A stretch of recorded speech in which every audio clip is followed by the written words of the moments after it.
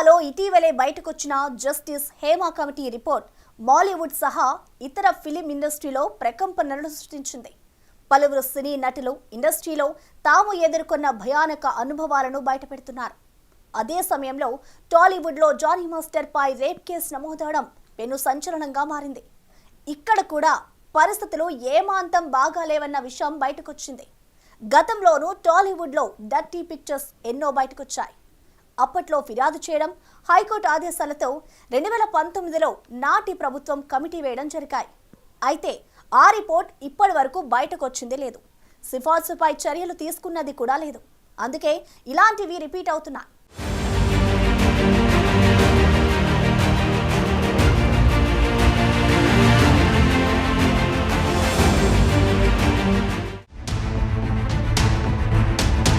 Cinema industry ఓ రంగుల ప్రపంచం. ముఖానికి మేకప్ వేసుకుని వెండితెరపై కనిపించి అందరినీ అలరించి తమ కల నెరవేర్చుకోవాలనుకునే వారిందరూ ఉంటారు. అయితే కెమెరా ముందు నటించడం సులువే అయినా ముఖానికి మంచి ముసుగులు తొడుక్కున్న వారిని ఒప్పించి మెప్పించటమే ఇండస్ట్రీలో రోజు రోజుకు కష్టమవుతోంది. సగటు ప్రేక్షకులను అలరించడం సులువే అవుతున్నా ఆ కెమెరా ముందుకు రావాలంటేనే రకరకాల పరీక్షలు. అందరినీ సాటిస్ఫై చేస్తే గాని రాలేని పరిస్థితులు అన్ని ఫిల్మ్ ఇండస్ట్రీల్లోనూ కనిపిస్తున్నాయి. ఈ అవలక్షణం నుంచి ఇండస్ట్రీలు బయటపడటం లేదు. కేసులు, కంప్లైంట్లు, బాధితులు వెలుగు చూస్తున్నా కథ మాత్రం మారటం లేదు. సినిమాల్లో అవకాశమిస్తాం, మరి మాకేంటి అనేవాళ్లే ఎక్కువన్నది ఇండస్ట్రీపై ఉన్న ప్రధాన ఆరోపణ. ఇందులో లైంగికపరమైన ఇష్యూసే ఎక్కువగా ఉంటున్నాయి. డైరెక్ట్ ఫలానా కావాలని ఎవరూ అడగరు. అన్ని మేనేజర్ల ద్వారా, ఇతర సిబ్బంది ద్వారా సిగ్నల్స్ పంపేవాళ్లే ఎక్కువ. ఎస్ చెప్తే ఒకలా ట్రీట్మెంట్, నో చెప్తే మరోలా ట్రీట్మెంట్ ఉంటుంది.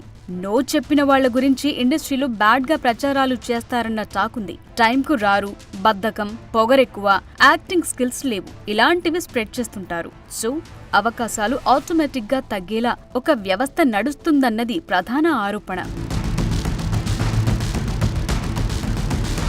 నిజానికి ఫిల్మ్ ఇండస్ట్రీలో ఇలాంటివి కొత్త కాదు. కానీ చాలా మందికి జరిగిన భయంకరమైన అనుభవాలను బయటకు చెప్పేందుకు పెద్దగా ఎవరూ ముందుకు రారు. కెరియర్ నాశనమవుతుందని చాలా మంది భయం. కాస్టింగ్ కౌచ్ పెద్ద సమస్యగా మారిపోయింది. ఏ ఫిల్మ్ ఇండస్ట్రీ చూసినా ఏమున్నది గర్వకారణం.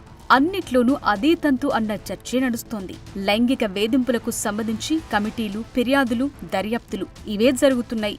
మొన్న మాలీవుడ్, నిన్న శాండిల్వుడ్, ఇప్పుడు టాలీవుడ్. నిజానికి మిగతా ఇండస్ట్రీల కంటే టాలీవుడ్లోనే ఎక్కువ లైంగికపరమైన వేధింపులున్నాయన్న ఆరోపణలు కూడా తెరపైకొస్తున్నాయి.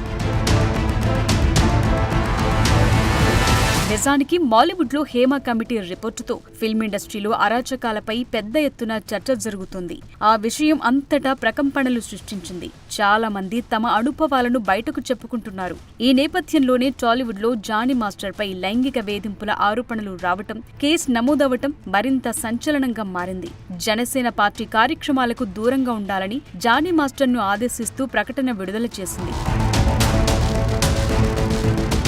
2017లో కొచ్చిలో మలయాళ నటి కిడ్నాప్ కేసు సంచలనం సృష్టించింది. రౌడీలతో ఆమెపై లైంగిక వేధింపులు జరిపినట్లు నటుడు దిలీప్ పై ఆరోపణలొచ్చాయి. ఆ కేసులో అతడు అరెస్ట్ అయ్యాడు. ఈ నేపథ్యంలో మాలీవుడ్లో మహిళలు ఎదుర్కొంటున్న ఇబ్బందులు, సమస్యలపై స్టడీ చేసేందుకు కేరళ ప్రభుత్వం 2019లో జస్టిస్ హేమ నేతృత్వంలో కమిటీని ఏర్పాటు చేసింది. ఇటీవల ఈ కమిటీ మలయాళ చిత్ర పరిశ్రమలో మహిళల పరిస్థితిపై రిపోర్ట్ ఇచ్చింది. సినీ పరిశ్రమలో యువతుల సమస్యలు, వర్కింగ్ కండిషన్లు, రెమ్యూనరేషన్ వంటి వాటిపై స్టడీ చేసింది. సాక్షులు తెలిపిన వివరాల ప్రకారం 235 పేజీల రిపోర్టును ఇటీవలే కేరళ ప్రభుత్వానికి సమర్పించింది కూడా. ఈ నివేదిక బయటకొచ్చిన తర్వాత పలువురు నటీమణులు తాము ఎదుర్కొన్న వేధింపులను బయటకు చెప్పుకున్నారు. ఈ ఆరోపణలు కూడా కేరళలో సంచలనం సృష్టించాయి. దాంతో కేరళ చిత్రసీమకు చెందిన association of Malayalam movie artists కు మోహన్ లాల్ సహా ఇతర సభ్యులు రాజీనామా చేశారు కూడా. నటీమణుల ఆరోపణలు తీవ్రమైనవి కావటంతో కేరళ సీఎం విజయన్ 7 సభ్యులతో సిట్ ఏర్పాటు చేశారు. ఇంత కథ జరిగిందక్కడ. టాలీవుడ్ లోనూ ఇలాంటి ఆరోపణలు గతంలోనే చాలా తెరపైకొచ్చాయి. 2018 ఏప్రిల్ 7న సినీ నటి శ్రీరెడ్డి టాలీవుడ్ లో జరుగుతున్న ఘటనలపై సంచలన ఆరోపణలు చేశారు. కాస్టింగ్ కౌచ్, లైంగిక వేధింపులకు నిరసనగా ఫిలిం ఛాంబర్ ముందు అర్ధనగ్న ప్రదర్శన చేయటం అప్పట్లో పెను సంచలనమైంది. శ్రీరెడ్డి ఆరోపణలపై స్పందించాలని మహిళా సంఘాలు, స్వచ్ఛంద సంస్థలు డిమాండ్ చేశాయి. జాతీయ మానవ హక్కుల కమిషన్ అయితే తెలంగాణ సమాచార ప్రసార శాఖకు నోటీసులు కూడా ఇచ్చింది. ఇదే విషయంపై మహిళా హక్కుల కార్యకర్తలు 2018 సెప్టెంబర్లో తెలంగాణ హైకోర్టులో పిటిషన్ వేశారు. దీనిపై విచారణ జరిపిన హైకోర్టు సినీ పరిశ్రమలో మహిళలపై వేధింపులు, పనివేళలు, రెమ్యూనరేషన్లు వంటి అంశాలపై ఉన్నత స్థాయి కమిటీని వేయాలని తెలంగాణ ప్రభుత్వాన్ని అదే ఏడాది అక్టోబర్లో ఆదేశించింది. దీంతో 2019 ఏప్రిల్లో తెలంగాణ ప్రభుత్వం 25 మందితో కమిటీని ఏర్పాటు చేసింది. ఇందులో 12 మంది మహిళా సభ్యులు సబ్ కమిటీగా ఏర్పడి ముఖ్యంగా ఫిల్మ్ ఇండస్ట్రీలో పనిచేస్తున్న యువతులు, జూనియర్, సీనియర్ ఆర్టిస్టులు, 24 క్రాఫ్ట్స్ లో పనిచేసే యువతులను కలిసి వారి కష్టనష్టాలను అడిగి తెలుసుకుని రిపోర్ట్ రెడీ చేశారు. తెలుగు సినిమా పరిశ్రమలో మహిళలకు ఇస్తున్న సొమ్ము, వారిపై వేధింపులు, షూటింగ్ సమయాల్లో భద్రత, టైమింగ్స్ వంటి వాటిపై చాలానే స్టడీ చేశారు. కానీ ఈ రిపోర్ట్ ఇంతవరకు బయటకు రాకపోవటమే చాలా అనుమానాలకు దారితీసింది. ఇండస్ట్రీలో అవలక్షణాలకు చెక్ పెట్టలేకపోయింది.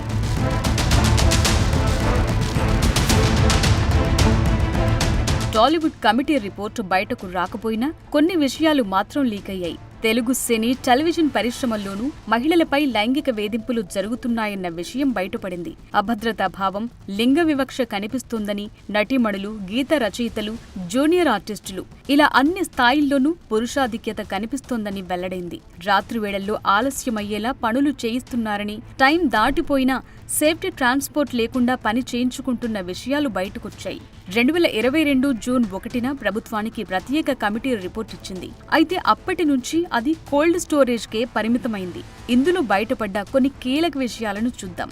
ఫిల్మ్ సెట్లు, ఆడిషన్ ఛాంబర్లు, రికార్డింగ్ స్టూడియోల్లో యువతులు తీవ్ర అవమానాలు ఎదుర్కొంటున్నట్లు తేలింది. కోఆర్డినేటర్లు, మధ్యవర్తులపై ఆధారపడిన వారిలోనే ఎక్కువ మంది లైంగిక శ్రమదోపిడీకి గురవుతున్నారని గుర్తించారు. టీవీ ఇండస్ట్రీలో మరీ దారుణంగా పరిస్థితులున్నట్లు గతంలో కమిటీ దృష్టికొచ్చింది. ఉదయం 4 నుంచి రాత్రి 8 వరకు పనిచేస్తున్న మహిళలకు సరైన వసతులుండటం లేదని, వాష్రూమ్స్, ఆహారం, ట్రాన్స్పోర్టుకు సంబంధించి మహిళా ఆర్టిస్టులు ఇబ్బంది పడాల్సి వస్తోందన్న విషయం బయటకొచ్చింది. కొన్ని చోట్లయితే మహిళలు తమ దుస్తులు కూడా మార్చుకోవటానికి సౌకర్యాలు ఉండటం లేదని కమిటీ దృష్టికొచ్చింది. గతంలో టాలీవుడ్ లో ఏర్పాటైన కమిటీ కొన్ని సిఫారసులు చేసింది. సినీ, టీవీ ఇండస్ట్రీలో మహిళలకు భద్రత, రక్షణ కల్పించేందుకు ప్రభుత్వం, స్త్రీ శిశు సంక్షేమం, కార్మిక, పోలీసు శాఖలతో పాటు సినిమాటోగ్రఫీ శాఖలు చొరవ తీసుకుని పనిచేయాలంది. మహిళా ఆర్టిస్టులు ఫిర్యాదు చేసేందుకు, వారి కంప్లైంట్స్ పై స్పందించి పరిష్కరించేందుకు పోలీసు శాఖ షీ టీంల ఆధ్వర్యంలో ఒక హెల్ప్ లైన్ ఉండాలని సూచించారు. సినీ యూనియన్లలో మహిళల ప్రాతినిధ్యం పెరగాలని, వారి సభ్యత్వాలు పెరగాలని సూచించింది. ఇక కీలకమైంది, ఇండస్ట్రీకి కొత్తగా వచ్చిన వారికి అందరి సమక్షంలో ఆడిషన్లు నిర్వహించాలని, ఆ ఆడిషన్స్ ను రికార్డ్ చేయాలని కూడా కమిటీ సిఫారసు చేసింది. షూటింగ్ స్పాట్స్ లో టాయిలెట్లుండాలని, దుస్తులు మార్చుకునేందుకు మహిళలకు ప్రత్యేక గదులు కేటాయించాలంది. తెలంగాణ ప్రభుత్వం కూడా టాలీవుడ్ లో మహిళలపై లైంగిక వేధింపులకు సంబంధించిన సబ్ కమిటీ రిపోర్టును విడుదల చేయాలని సినీ నటి సమంత ఇటీవలే విజ్ఞప్తి చేశారు. ఆ రిపోర్టు విడుదలైతేనే తెలుగు సినీ పరిశ్రమలో మహిళలకు భద్రత, పనిచేసే చోట సురక్షితమైన వాతావరణం సృష్టించేందుకు తగిన పాలసీలు రూపొందించేందుకు వీలవుతుందన్నారామె. మరి తాజాగా జానీ మాస్టర్ ఎపిసోడ్తో అయినా ఆ రిపోర్టు బయటకొస్తుందా? ఇండస్ట్రీకి వచ్చే యువతులకు సేఫ్టీ దొరుకుతుందా చూడాలి.